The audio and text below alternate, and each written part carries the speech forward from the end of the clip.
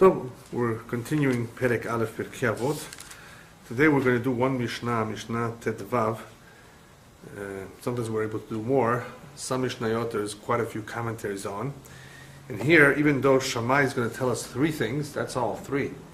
Nevertheless, there are various limudim, various things to learn in every one of those important statements that he makes. So we're going to talk a little bit more about this Mishnah than maybe other Mishnayot. Shammai was together with Hillel, and Hillel, we already discussed what he had to say, some very valuable information. Hillel and Shammai both received the Torah, both give over the Masorah, the tradition, to their students, to future generations. Nevertheless, each one has his own personality.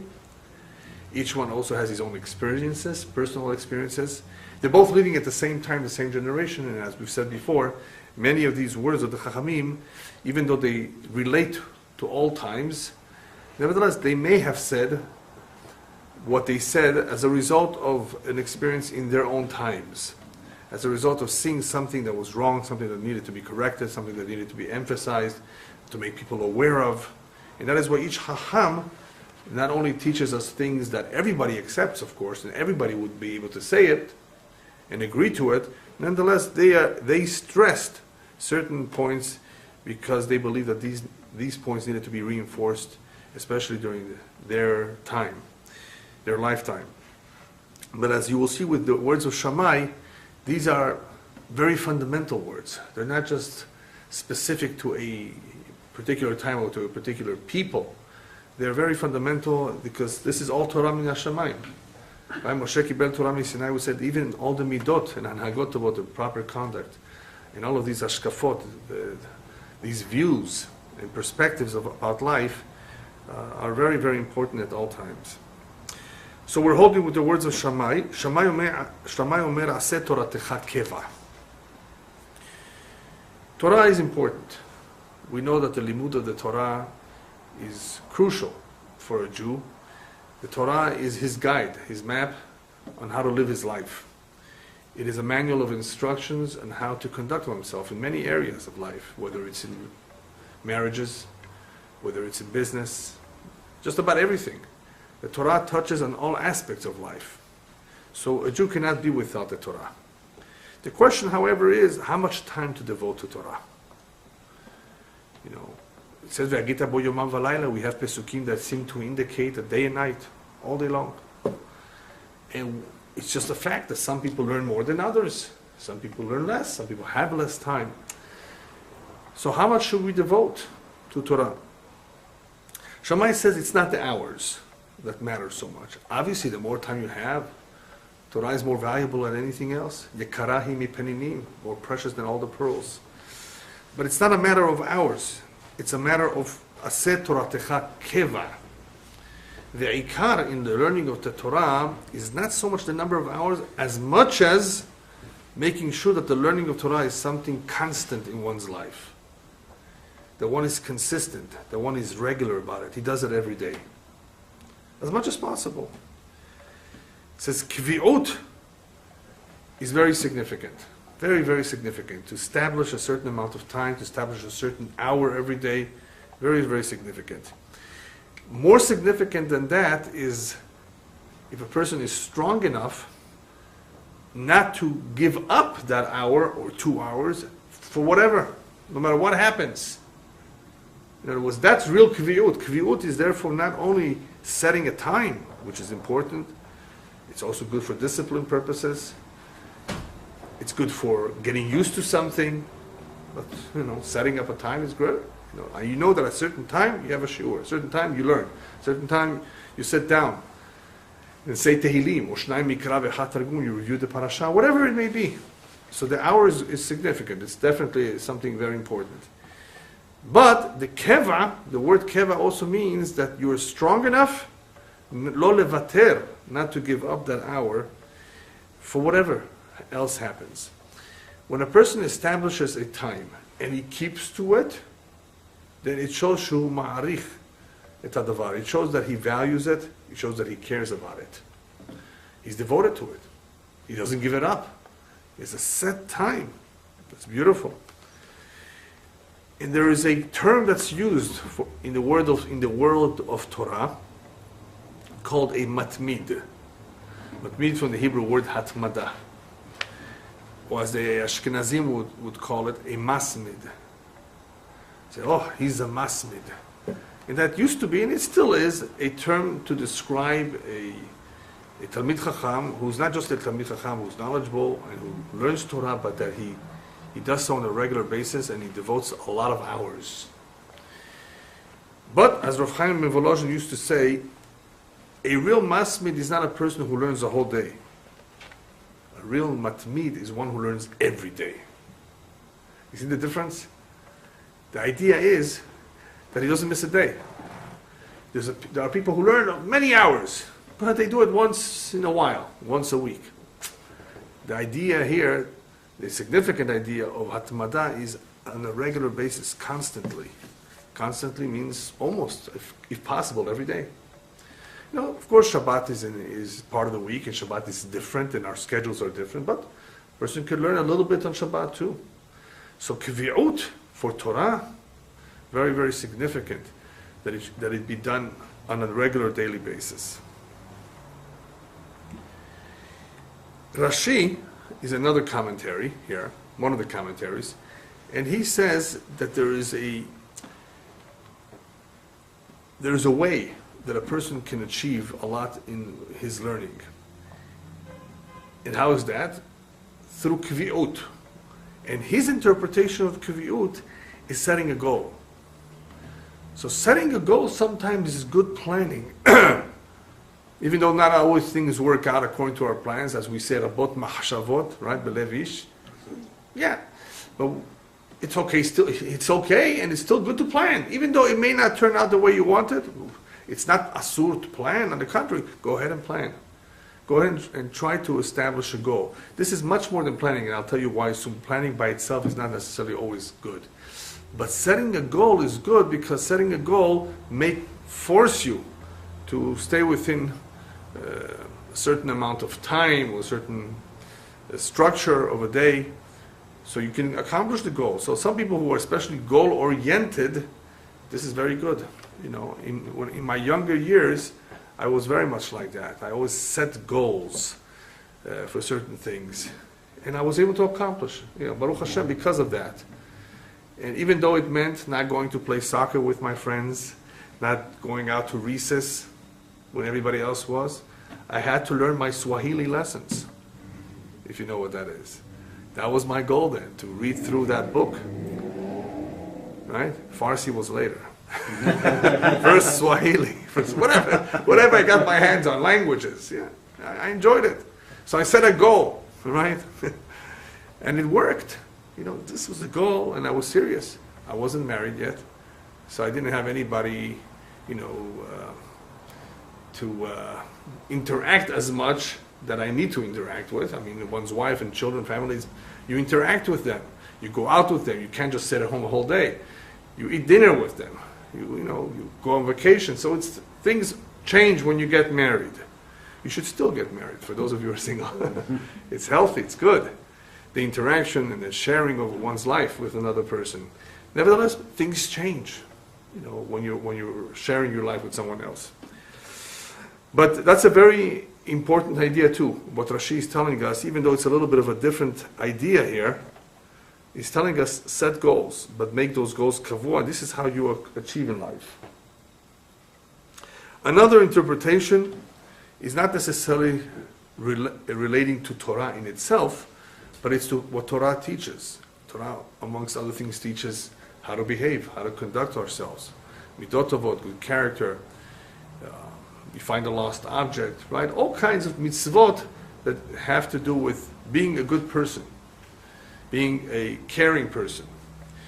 So, Aset Toratcha Keva can be referencing one's hitnahagut, one's composure, one's conduct, that it should be steady. No mood swings, if at all possible. That one day you're kind, and you're good, and you're learning, and you're helpful, the other day totally not. In other words, a person should strive, at least should strive. I mean, we're all human, and we're always, of course, under different kinds of pressures, circumstances change, and we're not robots. We do have feelings, and we do have all kinds of things that disturb us. So we react. What can we do? Nevertheless, one should strive. In other words, an effort should be made that there should be a certain kviut in our itnahagut. In other words, that it should be steady. That a person should not, God forbid, be one day nice, the other day not nice, one day giving, charitable, and the other day stingy. In other words, there has to be a certain kivut, a certain steadiness and regularity in one's itnahagut, in one's conduct. Yes? Like you mentioned, Rabbi, one of the questions that they'll ask you when you go to Ohana is if you set time. Right. If somebody doesn't have the sechel for it, or maybe the person doesn't have the time for it, and he supports learning, is he still yotze when they... Excellent question, yeah. Very good question. I mean, what happens if one is not equipped to learn? I mean, everyone can learn a little bit, and needs to learn even the very basics, because he needs to know halachot. Okay? So the very, very, very basics, everyone needs to learn. Everyone needs to somehow find out what his duties and obligations are, and therefore hire a teacher for the basics. But on the other hand, it is a very high level mitzvah of supporting others who learn Torah. And those that support others who have more time to learn Torah will have a share in the Torah that is being learned by them. So it does not exempt them completely, but if they are very occupied in earning a living, and that's the type of life that they lead, that they are trained to do something, they have inherited a business, and they're just cut out for that, they can choose, of course, to be more involved in Torah study by supporting Torah. And if they can afford it, that is a tremendous way of earning credit, merit, of learning Torah, by not learning it. In other words, by not you yourself sitting and learning it, but by supporting somebody else who's learning it. So they won't accuse him? No, they won't. They will not. No. That was the partnership, the famous partnership between Yisachar and Zevulun, where Yisachar learned. Most of the time Zevulun was working in the seas, right? Traveling, and did not have that much time. So you got to learn the basics. I mean, there's no excuse to not know the basics. Otherwise, how do you know how to observe Shabbat, right? How to say berachot, what's kosher, you have to know the basics. But if somebody can afford and somebody wants to somehow give another individual the parnasah, or help him with the parnasah, and that he should help him with a greater share of Torah, that can work out very nicely. Yeah. In speaking about itnahagut in conduct, consistency also means the same way that I am with myself or with my family, I am with others. Some people are very nice to their family members, but they're not nice to others. And then you have your very, very strange phenomena that some people are nicer to others than to their own family. That one is a little hard for me to understand. As they say in English, charity begins at home. You help your family first. You have to be kind to your spouse. You have to be helpful to your own family members first. Your family comes first. It's not selfishness. It's the correct common sense thing to do. But don't limit it. The home is the center of all affections, but not its limits. It's the center. It should be. I mean, the closest to you, you have greater responsibility, therefore, towards them. So the itnahagut, in the same way that it's important that one be consistent with himself, it's also important that he be consistent with others. In other words, not just to be proper at home, but to be proper with others as well. Excuse me. Yeah. Joseph, you don't understand. How some people can be nicer to others, or not family, not his family, and not to one's own family, brothers and sisters, and kids and parents. You don't know what is I don't understand it. It's a psychological problem, perhaps. No, it's not that I don't understand. I mean, I don't accept it. I can sometimes understand it, because it could be because of the circumstances. It may be that a person is very, very upset. I mean, that's obvious. It's not that They're so nice to him, and he doesn't want to hear them. He's really got a problem then. Many times what happens is that their own family doesn't get along. They have issues. And this person is a very giving person, and he decides to give to others more. Well, it's hard. We don't want to judge anybody here. It's just that it's a very difficult situation when something like that happens. It doesn't look right. Something is not right. Kvi'ut is important. Consistency is in life, in one's way of doing things, in one's values. It's always important because there are times that we are pressured. There are times that the circumstances are very demanding of us. And in the olden days, we're talking about 100, 200, 300, 400, 500 years ago, depending on the country, a Jew's life was in some ways, at times, very pressured because of the Goyim. They didn't allow them, they gave them a very hard time. Today it's a little bit less of a problem because, look, even communism came down. You can be an observant Jew today almost without any difficulties in Russia.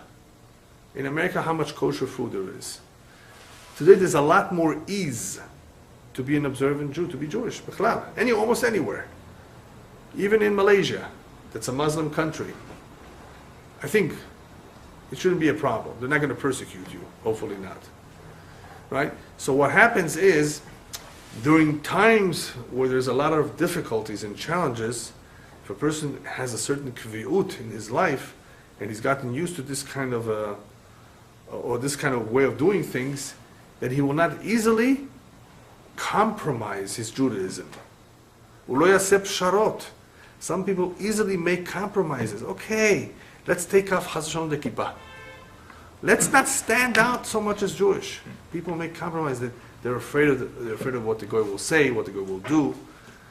Compromises is very, very nice, very, very special between husband and wife. Yes, there are times compromise is the only way to get along with people, but not compromises with Torah, because the Torah is kavua. The Torah was never meant to be compromised, to make changes to it. To yourself, yeah, compromise with others, in your schedule, your interests. You have to sometimes give in. Your wife wants one thing, you want something else. You compromise if they're very, very different. What can you do? She wants purple curtains and you want yellow, so you choose orange. What's in between? Right? I don't know. You find some compromise. You can find a solution. But when it comes to Torah, Chas v'shalom, Torah is something that is kavua. It's fixed, and therefore does not tolerate compromises. Okay, what do we do? I've raised this question many times. What do we do if we want to show that we're devoted to our shiur Torah that is regular, on a certain day at least of the week, and on that same night your wife tells you, honey, my mother's coming to town, and guess who's going to pick her up at the airport? You are. And you better do it. What are you going to do now? You rent a limo. Yeah. It's too long. One solution, if you can afford it, is you rent a limo and you send flowers. You can do both. And you tell your mother-in-law, see you later. But welcome. And your wife may go along with that idea. It sounds great. Wow, my husband all of a sudden is so generous. And this is just an idea of what you can do. It's possible to find a solution and keep both. You're being respectful. You're preserving your shalom bayit, and you're preserving your shiur. The shiur is more important, by the way, than anything else. Torah, you can't be without Torah. It's like going hungry. You want to eat. The Torah is necessary for a neshama. People don't see it that way, but that's the fact. That's the reality. Same way we eat and drink for our health, for our physical needs, the Torah is for a neshama. So we've tried to find a solution and preserve both the shalom bayit and the shiur. However, there are times that things can be very, very difficult. It was difficult for our schedule, our regular schedule. Why is that? Because you have a wedding in the family. You're invited to the wedding. It's your own son. It's your own wedding. It's somebody that you need to be. What do you do then? No problem. You're allowed to go. Things happen. There are exceptions. Just make sure that that day does not go away without any Torah at all. You couldn't make your 1 hour that day. When you come home, you sit down for 5 minutes, or whatever you can until your eyes close, and you learn your couple Mishnayot, your couple Halachot, your couple Pesukim. You do something so the Yetzer Hara does not defeat you on that day. That day should not go without any Torah whatsoever. In that way, you've demonstrated Kvi'ut, as we said in the very beginning, not with hours necessarily, but with constancy, with regularity, even though all it was 5 minutes. See? I got my Kvi'ut. I didn't miss that one day. That's great. With antibiotics, they tell you the same thing. You got to take it for the next 5 days. You don't miss a day, otherwise it loses the whole effect.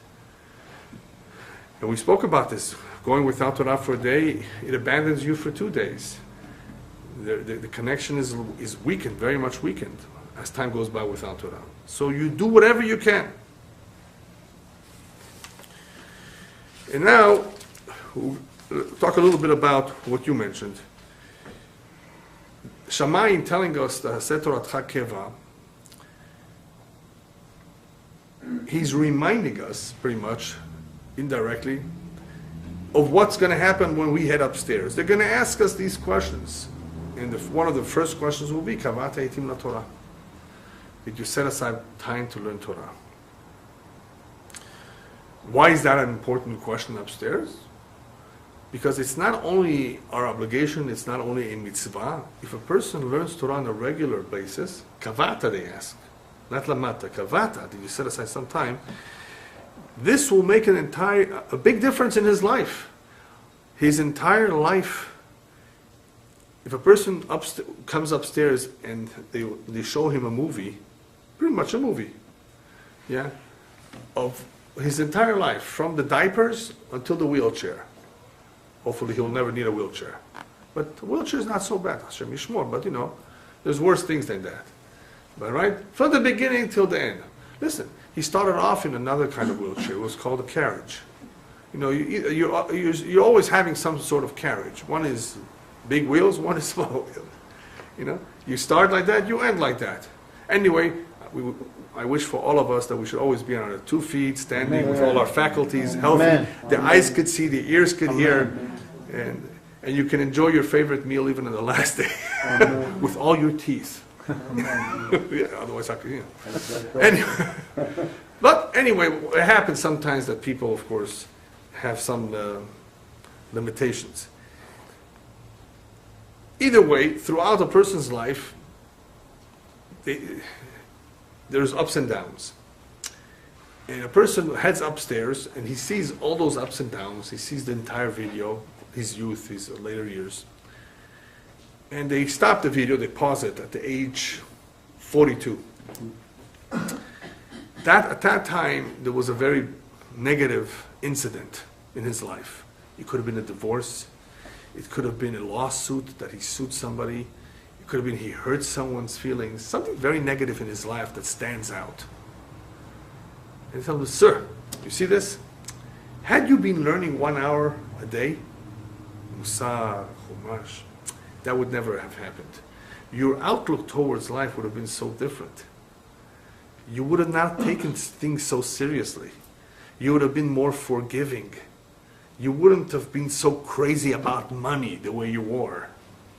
That 1 hour of Torah would have reminded you of your tachlit, of your purpose of life. It would have softened you in your midot.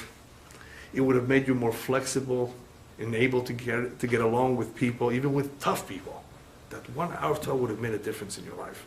So Kavata Eitim La Torah brings a lot of shame.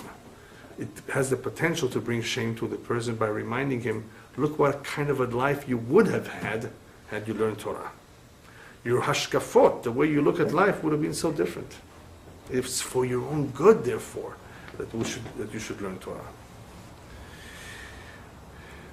Shammai, in telling us to do things be'ofen kavua, is also speaking to the ones who love to procrastinate. You know what procrastinate means? To push things off, to delay. And they say everything mañana. Mañana is something that we will be reminded about later on in Pirkei Avot. The Chachamim tell us, don't have the attitude of saying about something that's good to do, lecheshi paneh. When I have the time, I'll do it.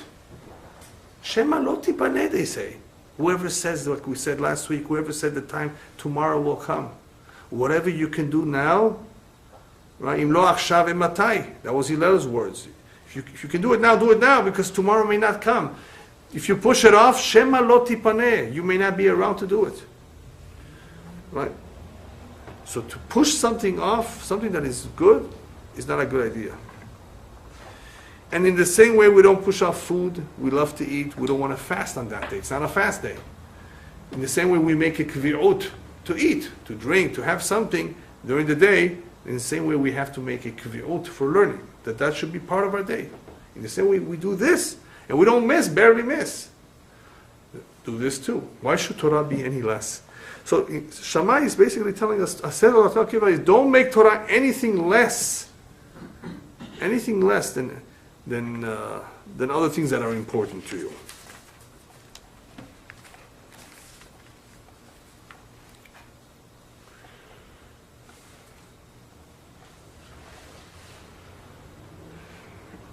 I think that another very interesting interpretation of these words is mentioned in the name of the Koznitzer Maggid, a big tzaddik that lived about 200 years ago. Passed away close to 200 years ago. Third generation after the Baal Shem Tov, the Maggid Mikoznitz, Rabbi Mikoznitz. So he says like this: a lot of people read the Torah, they learn it, they read it, but the Torah does not impress upon them anything. They don't absorb it. So he says like this: Aseh Toratcha, that which you are learning, which is important, make certain that Torah should be kavua balev shelcha. Make sure that those words that you learn impact you. You imprint them in your heart. Right? It's not just to read words. Some people, that's the way they learn. They read through it, like prayers. No, Aseh Toratcha, Keva, that the words of Torah should be something that is imprinted in your heart. It should stimulate you to greater avodat Hashem, to the greater service of Hashem. And as I remember one rabbi asking, being told by his student, Rabbi, Baruch Hashem, I was able to learn through the whole Shas. It's a big achievement to learn all Gemarot. Today some people do it in a little over 7 years. In the olden days, before they had the Daf HaYomi, it wasn't heard of that much. Very few people, even Talmidei Chachamim, did not learn through the whole Shas. Did not learn all the Gemarot. There was other things to learn too. Anyway, either way, however you do it, it's a big achievement. So he's telling his rabbi, Baruch Hashem, I was able to go through it. I was able to learn it. Because that's not what's important for me to know about you. That you went through it. That you learned the Shas. I want to know what the Shas taught you. You see? Not that you learned through it. That's okay. That's very nice. It's an achievement. No, but what's more important is what the Shas taught you. What did you get out of it? Going through it is something that can be done. With enough patience, right, and constancy, yeah, you can achieve it. What did you get from it? That's more important. Keva. Keva is also significant, something that is fixed because of the following reason. The solar system, right? The entire solar system, we see that there is a central point in the solar system where everything rotates around it. The planets, right? The sun being at the center. So you have something that is central and pretty much fixed. I say pretty much fixed because even the sun moves. And even the sun rotates on its axis. But basically that is fixed in relationship to the rest of the solar system. So you have a constant and you have what's called in math variables. Because they vary their position. Like the moon, we see how it's going around the earth, right? And then one day you see it, one day you don't. So you have a constant and the rest is variables that are fluctuating, that are changing. In the same way that is true with the solar system, that's what one should have in his life. There should be one fixed point that you do not stray from, and everything around it adjusts around it.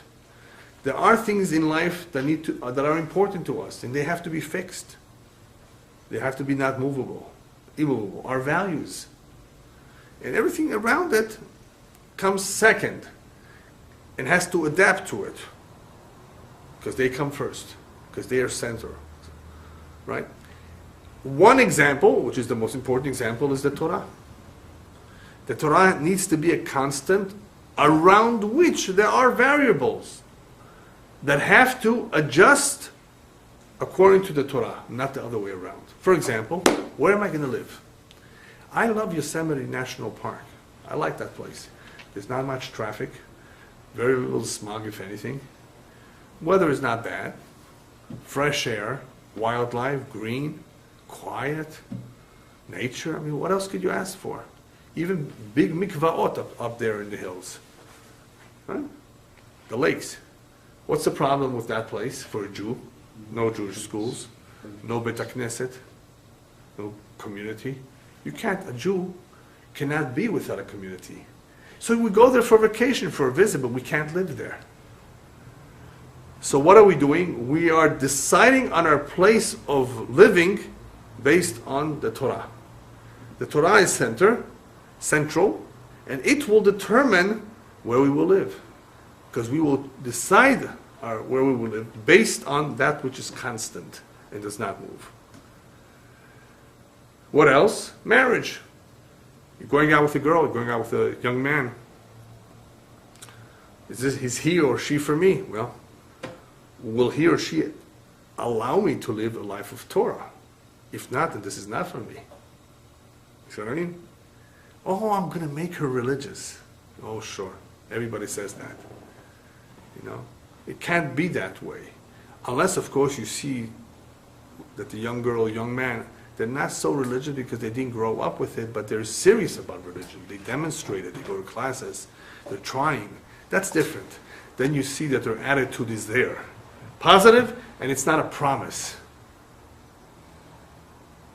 Otherwise, as we say in Arabic, many times promises are kalam fadi.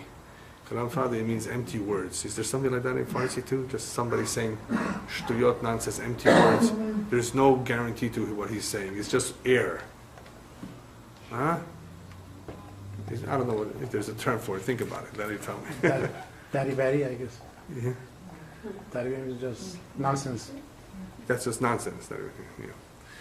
Anyway, so the Torah is constant and everything else around it. Place of work, the type of work.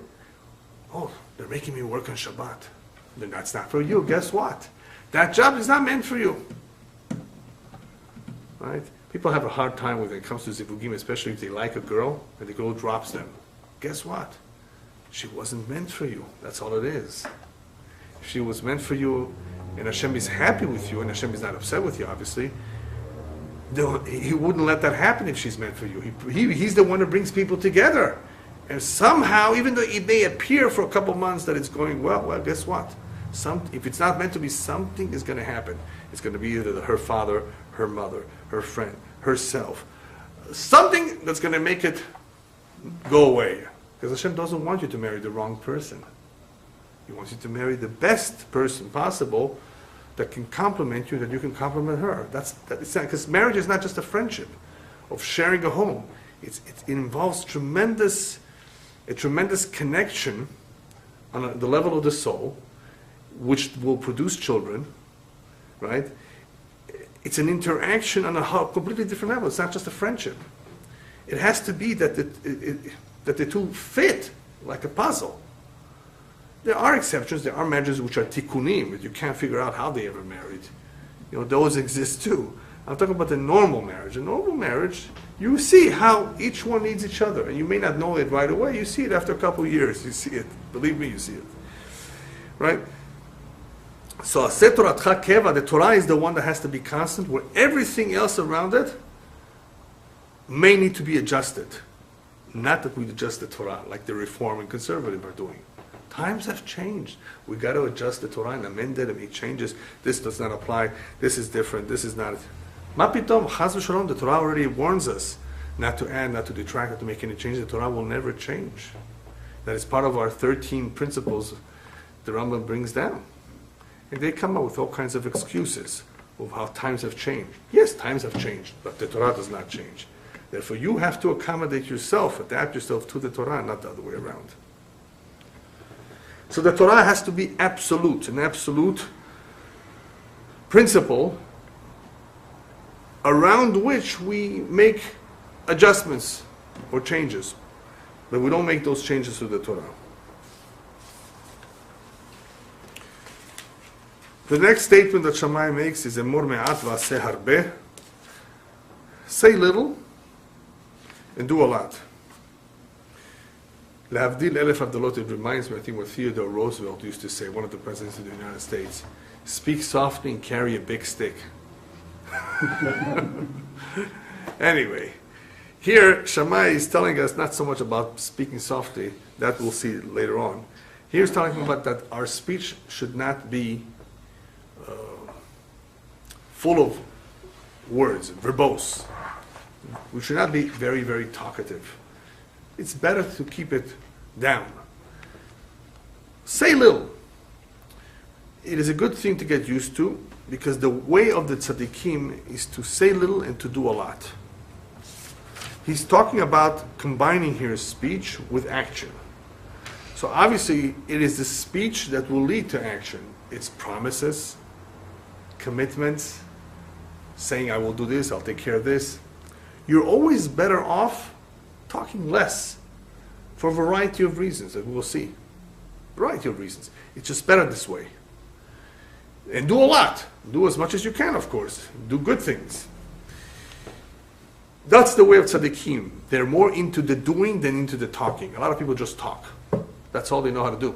They don't do anything. They talk and they promise and they don't deliver. The trick is to do, to accomplish. So forget the talking. Just get it over with. Do it. If it's the right thing, just go ahead and do it. Don't even talk about it. So it's better to minimize the talking and focus more on the doing. And here comes a very interesting chazal, words of the rabbis that tell us that sometimes even a thought, that especially if it's a thought that is spoken out loud, machshava mo'elet b'divrei Torah. When it comes to doing something positive of Torah or mitzvot, a thought, a plan that is verbalized, usually, especially if, I think I'm almost sure, especially if it's verbalized.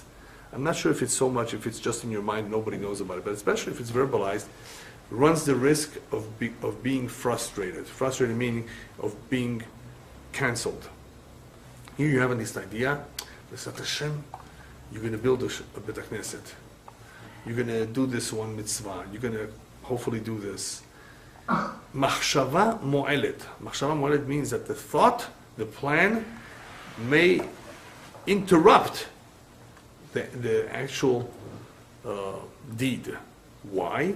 Because when something, a plan, is spoken, if it's something positive, a mitzvah or Torah, hasatan meshabesh tatochniot. The Satan tends to try to interfere, leshabesh. How would we say leshabesh? To undo, to destroy, to interrupt the plans that we had. So sometimes it's better to keep it quiet. Something that is good, you have a good plan, you want to do something, don't necessarily reveal it or don't necessarily talk about it too much, because machshava mo'elet, it's possible, it can happen that the thought, by verbalizing it or by talking about it too much, will interfere. It will attract the Satan to try to undo it. So you want to keep it secret, or you want to keep it quiet. So therefore, when you do have something that's very, very important to you that you want to do, start doing it even a little bit now. You get started, otherwise you will never do it. There will always be things that will interfere. I'm having myself a hard time. It's very, very difficult when you have all these plans, good ideas, things that you want to accomplish in life. Life is so short. You say, I'm going to do this. Start it. Do whatever you can right away. Don't push it off.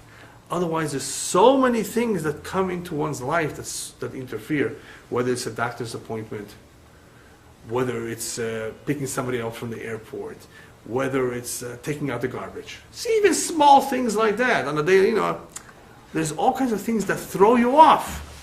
And when you're thrown off, nothing is accomplished, or not as much. So going back to what we said before about keva, you see how sometimes it is a good idea, as much as possible, to have some sort of schedule. At this hour, I don't want any phone calls. No phone calls. Not even from President Obama, especially not from him. At this hour, right? And then you will see. If nobody interrupts you, you can accomplish more. But if otherwise, 5 minutes, you get 5 minutes. Even though you had an hour, you don't have a full hour, you're not going to accomplish a lot. So it's always good to get started, to do whatever you can in Hashem Yazor that we should accomplish.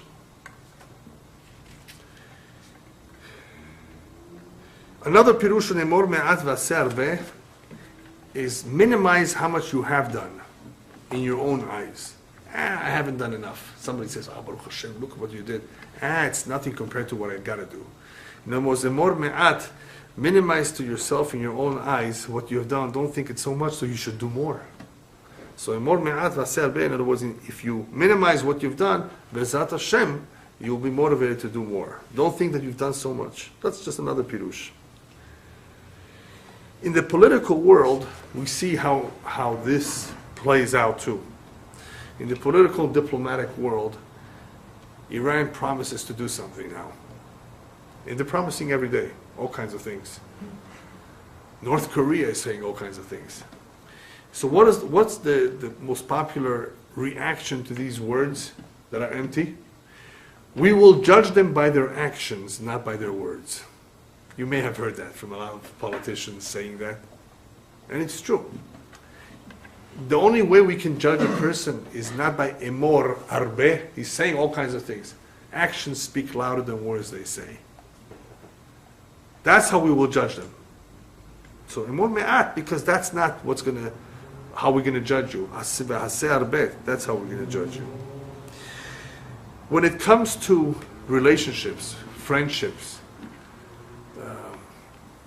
all kinds of ksharim, all kinds of connections, where you want to show devotion and that you're sincere, and this can apply to friendship or our kesher with Hashem in mitzvot.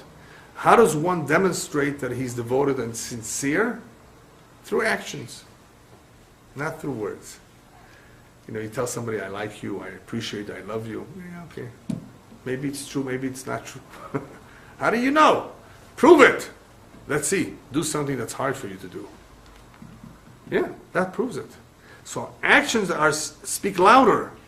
When one does something, it says something much more than words. Words are unfortunately not enough. Teshuvah. He's going to do teshuvah. Really? Let's see you. Chatati, aviti, pashiti. Yeah, those are only words. Hashem bagad, no words. Let's see. If you stop, if you change, you do something, that shows. I'm going to go on a diet. So they see him at a big wedding, eating from the smorgasbord, all the good Persian foods, right? And after he had a full smorgasbord, they tell me that they served a big meal at 12 o'clock. I don't understand why. There was already a big meal at the smorgasbord, but now comes the big meal again. They love to eat sometimes, So you see this guy who said to you that he was going to go on a diet, he's eating again. He says, what's with your diet? Tomorrow. Tomorrow he's starting. Now he wants to enjoy himself. That's not called real dieting. If you take it seriously, if something is very important to you, a shiur, a maaseh, then you demonstrate it. How are you going to do it? You begin now. Not just empty words. Otherwise, when a person does not really do anything, he's just talking, he's not serious. It shows that he doesn't care so much. No. So that's why the actions are much more important than the words. Another reason why emor me'at v'aseh harbeh is so significant, because the human being has the ability of speech.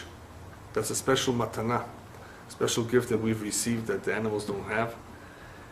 And we have to watch over it. So when he's telling us emor me'at, he's telling us, hey, be careful with your speech. So much damage can come out of your speech. Lashon hara, right? and all kinds of things that people later on regret that they said. Therefore, limit that speech because it's risky. Emor me'at. And the third statement, the last statement here that Shammai makes, is ve'eveh mekabel et kol adam b'sever panim yafot.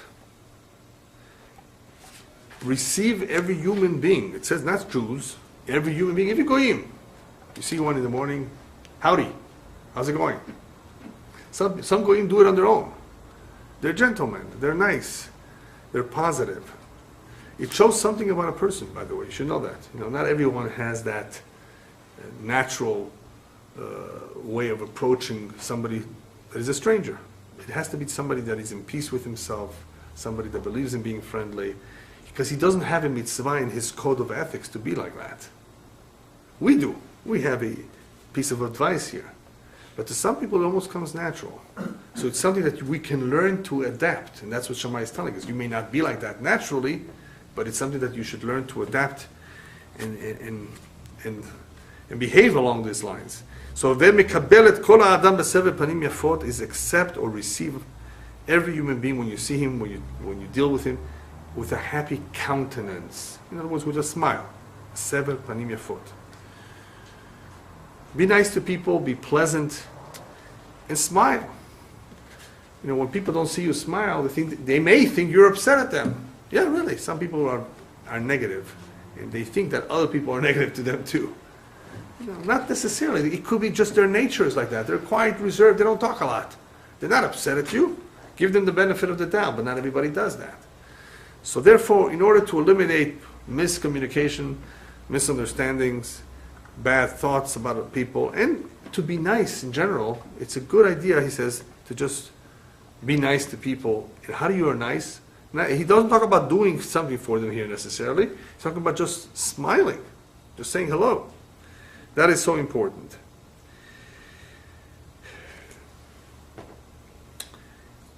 Now, let's take an example of, and let's see how important this is with the following example. The Gemara says that you can help a poor man much more sometimes by saying a kind word to him, by giving him encouragement, than by giving him your $18. What's the $18 going to do? What? Not even $100. This man needs $25,000 right now for a surgery. How much are you going to contribute over that? Of course, every penny counts. Sometimes the words of encouragement will go a lot farther than the money. He needs that. He's a broken man. Who knows what he's going through, what pressures he has. And the Gemara therefore says, the Gemara doesn't say those words, but you infer that from what the Gemara says, that you get more blessings for doing that, hamevarech tani, than just giving him the peruta, giving him the money. So if you gave him money and you asked him to sit down and have a drink, and you gave him encouragement, you know what a bigger mitzvah that is? It's tremendous. Not everybody, of course, wants to have a drink or sit down, but sometimes they need it. They may ask for it too.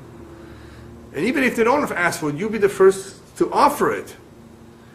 That's also called the sever panim yafot. It's not just a smile. It's acknowledging them. It's identifying with their problem, hearing them. Perhaps you may think of some idea to help them. In order to be able to do that, you not only need patience, you not only have to be a gentleman and generous and giving, but you have to look at them b'sever panim yafot in order that they should accept your offer. The rabbis tell us if a rich man gives a poor man $1,000, but he gives it with panim yerudot, panim zo'afot, he gives that money with in a very, very bitter look, with a very, very kind of a sad look, a depressed look. It's better that he should not have given him anything and treated him like that. Because the poor man feels insulted, he feels hurt by the way he treated him. So what was with the money? Look how he looked at me. Look how he spoke to me. Some people give a check and they say, next time go look for a job. Don't say that and don't give him a penny, you're better off. People don't understand that. How words can hurt. And sometimes it's better not to deal with that kind of situation if you can't control yourself. Yeah. You mentioned before, Rabbi, that some people are very quiet, and Yeah. even on their face, they may not show a lot of emotion. So if the person gives them the money but really doesn't show any emotion, could the other person take it as being, well, this person was giving it to me heavy of heart and not necessarily with an open hand? Not necessarily. No emotion. It could be neutral. Well, I'm talking about that he shows a face where he's unhappy, where you can see on the person's face that he's not happy. He's just, you know. No, should you force yourself to smile when you give him the money? Yeah, of course. You force him to smile. You tap him on the back. You shake his hand. You give him. You do something. Shammai is basically telling us, listen, you may not be like this. Get your act together. Train yourself to be like that, because you know what? If a person trains himself in the habit of accepting or receiving people with a smile, he himself will be a happier person. Because he may be a quiet, reserved person. By doing that, he's forcing him, he's compelling his nature to be a little bit more positive. He will be therefore happy. Yes. It does it to him too. So you're not only affecting somebody else's spirits, you're doing it to yourself too. This particular midah is very, very helpful for people who have an anger management problem. They get angry. They're temperamental. Receive people with a smile. Speak nicely to them. Treat them well. This helps with anger. That's what the rabbis tell us. It's very, very special when a person can really treat everybody very nicely. It's a very special thing. It's not easy. Because what happens if this guy comes in rags into your home? He has mud in his shoes. And he smells like he hasn't taken a shower in 6 weeks. Not 1 week, 6 weeks. There's a difference. What then? It requires tremendous strength to treat him with a smile. There was a great rabbi by the name of the Rabbi of Binden, I think, that was renowned for his achnasat orchim. One day he was busy in a very important meeting with great rabbis, and some guy came from the street, needed, I don't know, a place to sleep or some food or some tzedakah. So he came in the middle of the meeting, and the rabbi knew that this man was somebody that needed some help. So the rabbi turns to his wife and he says, there's a very, very important and special guest here. Please take care of him right now because I'm busy. So the wife was curious. She never saw this man before. But her husband said, very special, very important guest. Take care of him. So she fed him. She took care of him. Baruch Hashem. And he left afterwards. When the meeting was over, the wife comes over to her husband, the rabbi, my husband, who is this special guest? I don't know. A guest. But initially, he told her, important and special. So she should not in any way lower the standards. Right? To treat him, feed him, and do everything right. So he had to say that. That's how he was. He was very, very careful in treating everyone as special. But it's not natural to everybody. He was like that. So Shammai is telling us you can become like that. And you should want to be like that. Okay, I think we should just do maybe 2 more interpretations on these last words. There are very different kinds of interpretations. And what Shammai says towards the end of it, is treat everyone with a smile, be kind, be pleasant. He says, there's an interpretation that says like this. Shammai is reminding us the words of Yirmiyahu. Yirmiyahu the prophet tells us more or less the following words. אל יתהלל חכם בחוכמתו, עשיר בעושרו וגיבור בגבורתו. אלא בזאת יתהלל השכל בידוע אותי. Something like that. Yirmiyahu says, the rich man should not be proud of his wealth. The smart man should not be proud of his intelligence. And the strong man should not be proud of his strength.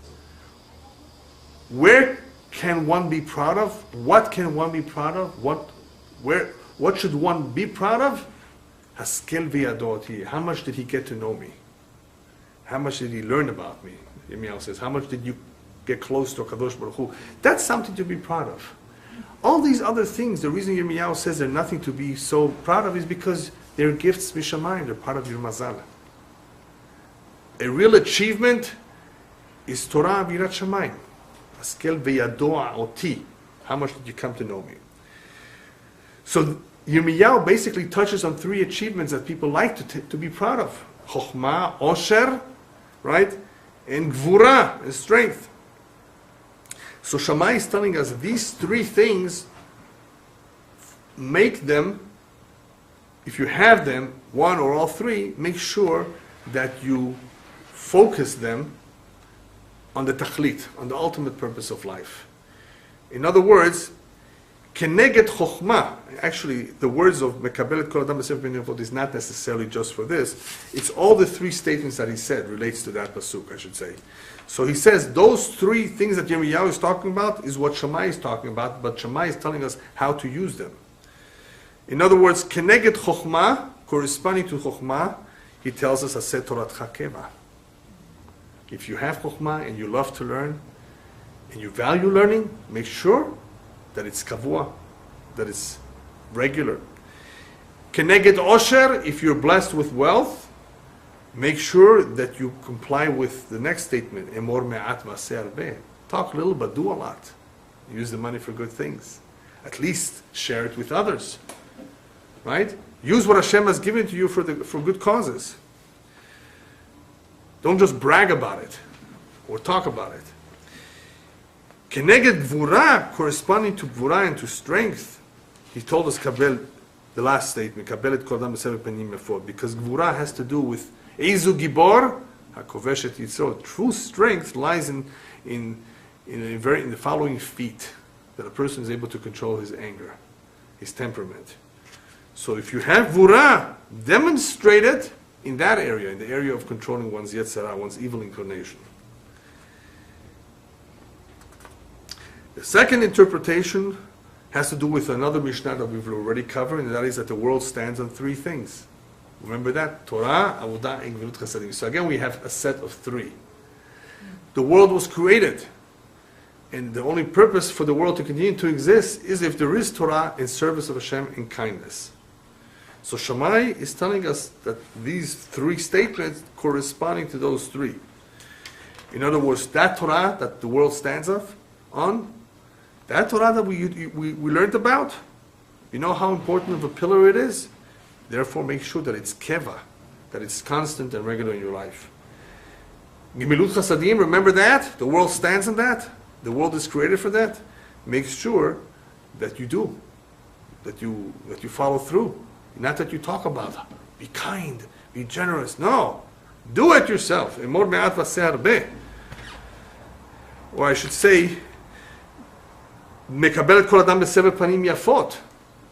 In other words, demonstrate that with a smile and be kind-hearted. In Avodat Hashem is, I think, the third one. Emor me'at v'aseh harbeh. When it comes to Avodat Hashem, make sure that you say little and you do a lot. In other words, when it comes to ma'asim, deeds, practice what you preach, do more than what you say, and in this way, you will be fulfilling your mission, not just by talk, but by action. Last but not least, even though Shammai says that a person can adapt these things in his life, a person can train himself to be like that, and he should. It's a very beautiful and important thing to do, to be pleasant, to be kind, to be a man of action, to be a man of constancy, a man who promises, who delivers. All of these are good midot. But all of this will not happen if a person does not want it himself. You have to want it. In other words, you have to believe in it. You have to really convince yourself, this is not only valid, it's true, and I want it. Once you've overcome that barrier of wanting it, there's nothing that can stand in the way of the will. If this is our will to want to do it, then the chances are we will do it. It's not easy. And therefore, when it comes to chesed, kindness comes natural to some people. They're so nice. They take off their shirt off their back, they say in English, and they give it to you. Yeah, there are some people like that. But the average person is not like that. So therefore, chesed, even though it's a mitzvah of the Torah, to be gomel chesed, to be kind, to be charitable, the Torah is telling us, because if the Torah would not tell us, people would not do it on their own. So the Torah gives us a mitzvah to transform us to be such people. So we get mitzvah, you do this, and now hopefully after a while of doing it, you become like that. So therefore, the Shammai says, even though that's true that the Torah will help us, the goal is that you should want to do this on your own. You should not feel, oh, I have a mitzvah to do now. No, the goal is, be kind, be pleasant, be a good person with others, and hopefully, at some point, you will want to do this on your own, not because this is a chovah, an obligation, because you realize that this is the right thing, and it will come naturally to you. So this is a tremendous achievement, I think one of the most important achievements in life, the rabbis tell us, is not learning all these books. Big achievement, okay, some people are great in reading, right? A greater achievement is working on imidah, working on a certain characteristic that was tough, but we overcame all the hurdles and obstacles and all the challenges. We actually worked hard, but we achieved. So when a person becomes a Baal Chesed on his own through tremendous, of course, effort and constant work, that is the greatest of achievement of all. That is a Baal Chesed. Even though it's true that a Baal Chesed could be somebody who's born with that midah. He's a Baal Chesed too. But guess what? Upstairs, who's going to get more reward? The one who worked harder on doing something. It came hard to him. It came hard to him to give charity. It came hard to him to do chesed. It came hard to him to perform any mitzvah. Nevertheless, he did it. He grew up in a family that's not religious. He grew up in surroundings where everybody was making fun of him, where they're telling me you're primitive. What are you doing? And there are people like that. In various communities, I don't have to mention the names of the communities, where they make fun. They don't understand what this is. What are you doing here? Covering your hair? Telling a woman, look away. Right? All kinds of things. Unfortunately, these people don't have the right ideas. They didn't learn Torah. When a person learns Torah, obviously his ideas change. So here we're getting excellent advice. Advice that B'ezrat Hashem will transform, has the potential of transforming every human being. Okay. Thank you.